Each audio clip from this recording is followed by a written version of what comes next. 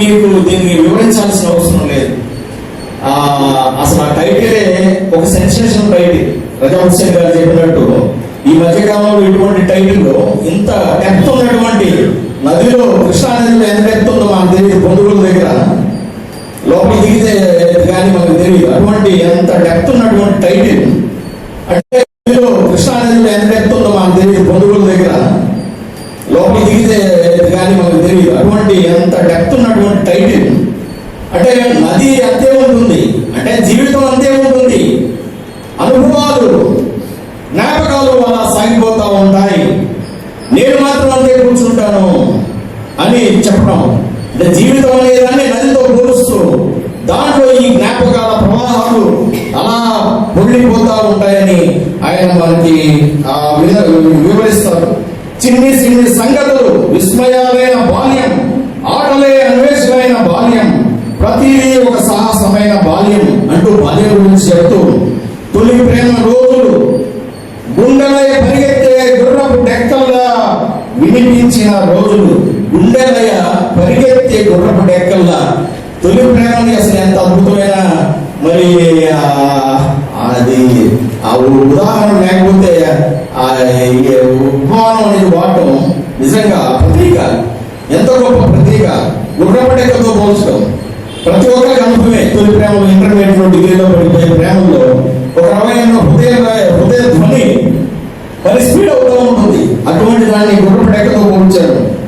తర్వాత ఆశలతో, కళలతో గుండె నిండి పొదిలిపోయిన కాలం, రెక్కలు తొడిగిన యవనం గురించి చూస్తుండగానే మాయమైపోయింది. ఎన్నో జ్ఞాపకాలు నా ముఖాన విసిరేసి నది ఒడ్డున చెట్టు నీడన ఒంటరిగా నేను సేద తీరుతాను.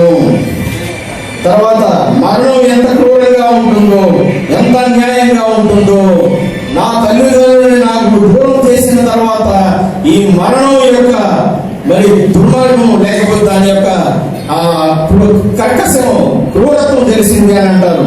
కానీ ఆ నదిని అంతే, వారు వెళ్ళిపోయినా కానీ నదిని వదలలేక అలానే ఉండిపోయాను అని ఆ స్టాండ్ అట్లా ముగిస్తాను. తర్వాత కొన్నిసార్లు ఉల్లాసంగా, కొన్నిసార్లు గంభీరంగా, కొన్నిసార్లు ఉద్వేగంగా, కొన్నిసార్లు నిర్వేదంగా నీరు సాగిపోతూనే ఉంటుంది.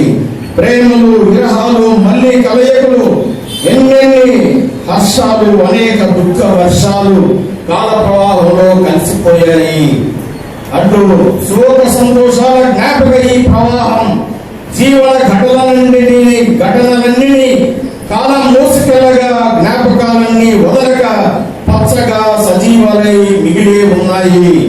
నీరెళ్ళిపోతున్నా నది నాతోనే నేనున్నంత కాలం. మీకు అర్థమైంది? సో ఒక నదితో ఆయన జీవితాన్ని, అంటే ఒక సజీవ ప్రవాహంతో, ఒక స్వచ్ఛమైన ప్రవాహంతో ఆయన జీవితాన్ని, అంటే ఎవరి జీవితాన్ని ఆయన పోల్చారంటే ఈ విధంగా ఉండాలి జీవితాన్ని అని దాని సందేశంగా కూడా మరి పాఠకులకు అందజేస్తున్నారని మనం భావించవచ్చు. తర్వాత ఒక సాటి మనిషి పైన ఉన్నటువంటి సానుభూతి, ఆ వ్యక్తి ఎంత మానసిక సంక్షోభానికి గురవుతున్నాడో, మరి కష్టానికి గురవుతున్నాడు అనే విషయాన్ని కూడా ఒక చిన్న కవితలో, స్పర్శ అనే కవితలో మనకు తెలియపరుస్తాడు. గుండె ఎంత పోయిందో, ఒక మనిషి అక్కడ వెళ్ళి ఆ సముద్రం పక్కన కూర్చుంటాడు, ఆ సముద్రం పక్కనే చూస్తుంటాడు, సముద్రం వైపే. ఈయన ఆయన్ని గమనిస్తూ అరే ఇతను ఏం చేసుకుంటాడో ఏమో అనే ఆందోళనతో ఆ వ్యక్తిని గమనిస్తూ ఉంటాడు అనమాట. ఈ దిగులుగా ఉన్న వ్యక్తి ఏమో సముద్రాన్ని వైపు చూస్తూ ఉంటాడు, మరి కవి గారేమో ఆ వ్యక్తి వైపు చూస్తూ ఉంటారు. ఈ రెండింటి మధ్య ఉన్నటువంటి ఆ సంభాషణ అద్భుతంగా ఉంటుంది. గుండె ఎంత బరువెక్కిందో సముద్ర తీరాన తలవాల్చి కూర్చున్నాడు, గుండె ఎంత నలిగిపోయిందో అలల ఘోష, సందర్శకుల రభస అతనికి పట్టడం లేదు, అతీతంగా ఉన్నాడు అటెండికి. గుండె ఎంత గాయమైందో అతని కళ్ళు ఇసుకలో కూరుకుపోయాయి, ఈ తల ఉంచిన తల పైకెత్తలేదు అని చెప్తున్నాడు. మనిషి ఆనందాన్ని లాక్కుపోవడం కన్నా ప్రాణాన్ని లాక్కుపోవడమే సుఖమేమో కదా అని అంటున్నారు. ఏ పరిచయం లేదు, అతని ప్రక్కన చేరి భుజం మీద చెయ్యి వేశాను, మాట కలిపాను, అతన్ని విన్నాను, అతని కళ్ళు ఉప్పు నీటి చెలవలయ్యాయి, మోడు ఒక్కలాంటి చిన్న నవ్వు ఎంత గొప్పది. చివరిలో కన్క్లూజన్ ఎంత గొప్పది.